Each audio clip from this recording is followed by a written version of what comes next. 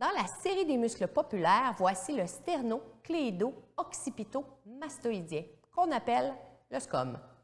C'est un muscle superficiel de notre cou. Il est situé à l'avant de notre cou et il relie la clavicule à la mastoïde. La mastoïde, c'est l'os qui est derrière notre oreille. Il est composé de 4 chefs, 3 superficiels et 1 profond.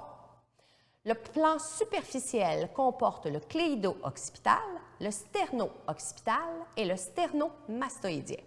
Dans le plan profond, on retrouve le cléido-mastoïdien. Personne ne se retrouve au-dessus du SCOM, mais par contre, en dessous de lui, on y retrouve les muscles profonds du cou, tels que le droit antérieur de la tête, le long du cou et les scalènes. Origine-insertion du SCOM.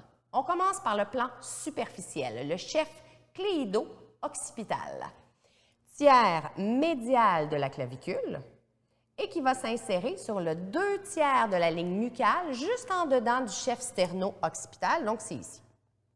Le chef sterno-occipital, il a un tendon confondu avec le chef du sternomastoïdien près de la facette articulaire de la clavicule médiale, donc juste ici. Ça s'insère sur la partie latérale de la ligne mucale en dehors du chef cléido-occipital, donc ici. Le chef sternomastoïdien, origine commune avec le chef sterno-occipital sur la face du manubrium sternal en dessous de l'articulation sterno-costo-claviculaire. Le manubrium sternal, c'est notre os du sternum ici. Insertion sur la face latérale de la mastoïde, donc l'os derrière notre oreille. Sur le plan profond, on a le chef cléido-mastoïdien qui s'origine commune avec le chef cléido-occipital, donc qui est le tiers médial de la clavicule.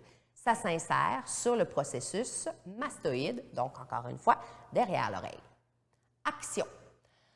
Comment bougent ces muscles? En contraction unilatérale, donc lorsqu'un seul côté se contracte, ça nous permet de faire de la rotation contralatérale, ce qui veut dire de la rotation du côté opposé.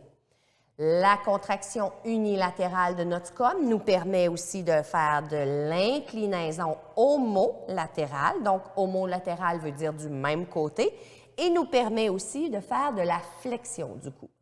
Lorsqu'on a une contraction bilatérale, donc les 2 muscles à la fois qui se contractent, il est fléchisseur du cou, comme ça ici. Et quand on a les 2 muscles aussi qui se contractent, il va permettre de faire élever un petit peu la clavicule. C'est ce qui fait de lui qui est un muscle accessoire à la respiration. Les muscles qui travaillent en synergie avec le SCOM sont les scalènes, le long du cou et de la tête. Les muscles qui travaillent contre le SCOM sont les extenseurs de la tête et du cou, tels que l'élévateur de la scapula, les splénius, le semi-épineux par exemple. Ce muscle est populaire parce que c'est le muscle du torticolis. Oui, ce torticolis, cette douleur matinale qui nous handicape le cou lorsqu'on se lève le matin. Souvent causée par une mauvaise posture de sommeil. Le torticolis est souvent une pathologie articulaire plutôt que musculaire. C'est la conséquence d'une blessure plus profonde. Donc, le SCOM se passe pour protéger notre cou d'une autre problématique, comme par exemple un problème d'articulation facétaire. Lors de notre sommeil, les vertèbres se sont désalignées à cause d'une mauvaise posture ou d'un mauvais alignement du cou. Donc, c'est ce qui cause une douleur articulaire. Donc, le muscle SCOM se spasse afin de protéger notre cou. C'est aussi fréquent lorsqu'on a un accident, donc un coup de lapin qu'on appelle un whiplash, quand on fait une chute soudaine au sol. Donc, même chose, le muscle du SCOM se spasse pour protéger notre cou. Un torticolis non réglé va généralement se régler tout seul de 3 à 4 semaines. Mais par contre, vous pouvez consulter un thérapeute pour vraiment régler votre torticolis beaucoup plus rapidement que ça. Donc, suite à environ, dès qu'on sent une petite douleur, on peut téléphoner notre thérapeute et aussitôt qu'on a un traitement, ça se résorbe très facilement. Je vous donne mes petits trucs en fait pour ce muscle. On a le renforcement, étirement et massage. Renforcement, le SCOM n'a pas vraiment besoin de renforcement, mais par contre, on a besoin de renforcer les fléchisseurs du cou afin d'être capable de mieux bouger notre cou. Donc, comment est-ce qu'on fait pour renforcer nos fléchisseurs du cou? On va tout simplement, en fait, on peut placer sa côté contre un mur et placer la tête contre le mur. On va venir mettre les mains juste en dessous ici des clavicules. On peut faire là, les deux côtés à la fois. Et ce qu'on cherche à faire, c'est de rentrer le menton, appuyer la tête contre le mur pour allonger la nuque derrière. Donc, on sent une contraction qui vient se faire ici sous nos doigts. Donc, c'est les fléchisseurs profonds du cou qui viennent se tendre, se mettre en action. Donc, ils vont travailler en synergie avec les muscles de notre SCOM pour nous aider à mieux bouger notre cou. Comment est-ce qu'on fait pour étirer maintenant le SCOM?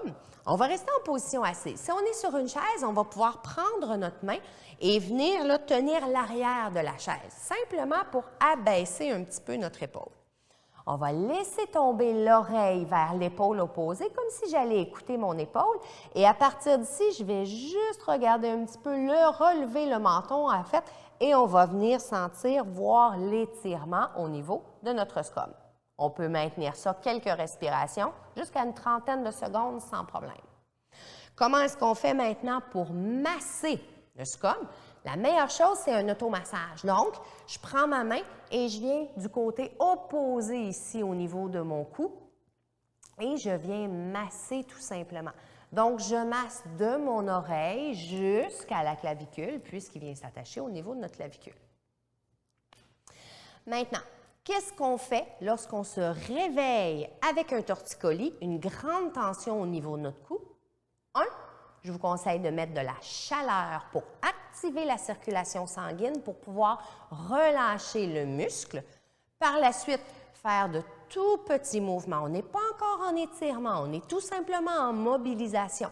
Donc, ce qu'on cherche à faire, c'est tout simplement de laisser le menton rentrer et juste de bouger la tête légèrement. Par la suite, 24 à 48 heures après, on peut commencer à faire des étirements. Sinon, on va voir notre thérapeute.